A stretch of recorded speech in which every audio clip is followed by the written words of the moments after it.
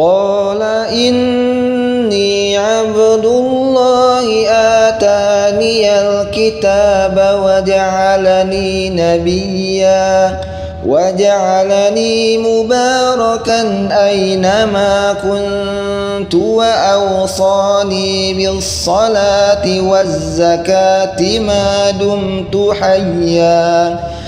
وبرا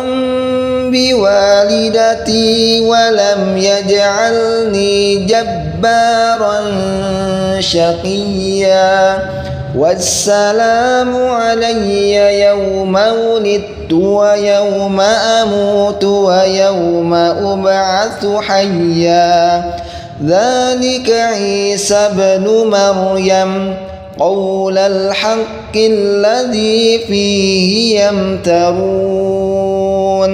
ما كان لله أن يتخذ من ولد سبحانه إذا قضى أمرا فإنما يقول له كن فيكون